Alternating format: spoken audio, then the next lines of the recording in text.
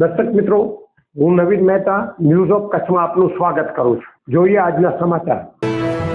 દર્શક મિત્રો, આપણે કંઈ ને કંઈ ક્રાઇમના સમાચારો સાંભળતા હોય છે અને ઘણા એક્સ્ટ્રીમ ક્રાઇમ પણ આપણે રજૂ કર્યા છે। આજે આપણે વાત કરશું કેરળમાં વિદેશથી આવેલા પુત્રએ પોતાના 5 સદસ્યોની ઘરના જે સદસ્યો હતા તેની કરપીણ હત્યા કરતા સનસનાટી મચી। કેરળની રાજધાની તિરુવનંતપુરમમાંથી એક ચોંકાવનારી ઘટના સામે આવી છે। કેરળની રાજધાનીમાં એક 23 વર્ષીય યુવકે પોલીસ સમક્ષ આત્મસમર્પણ કર્યું છે। તેણે પરિવારના 5 સભ્યો અને તેની ગર્લફ્રેન્ડ સહિત 6 લોકોની ક્રૂર હત્યાની કબૂલાત કરી છે।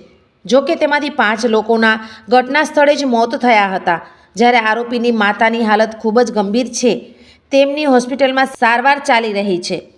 5 લોકોની ક્રૂર હત્યા પાછળનું કારણ હજુ સ્પષ્ટ થયું નથી। પોલીસના જણાવ્યા પ્રમાણે આ ઘટના રવિવારે સાંજે લગભગ 4 વાગ્યાની આસપાસ બની હતી। પોલીસ સમક્ષ આત્મસમર્પણ કરનાર આરોપીએ જણાવ્યું કે તેના પરિવારના સભ્યોની હત્યા કર્યા પછી તેણે ઝેર પી લીધું હતું। પોલીસે આરોપીને હોસ્પિટલમાં દાખલ કર્યો છે। આરોપીની ઓળખ પેરુમાલાના રહેવાસી અફાન તરીકે થઈ છે।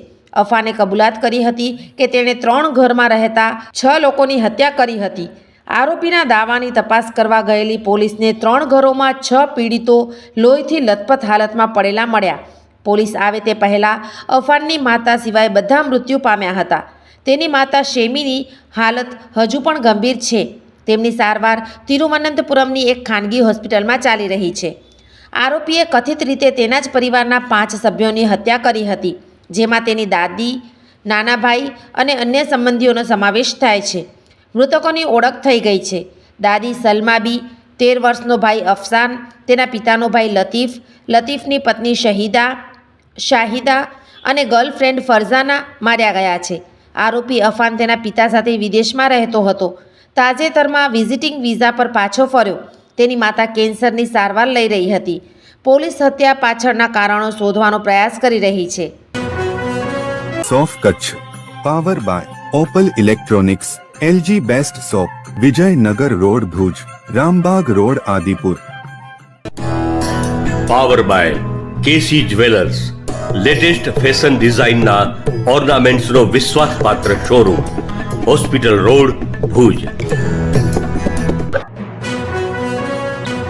દર્શક મિત્રો, આ હતા આજના સમાચાર। આવતીકાલે ફરીથી મળશું। ત્યાં સુધી મને રજા આપશો। નમસ્કાર।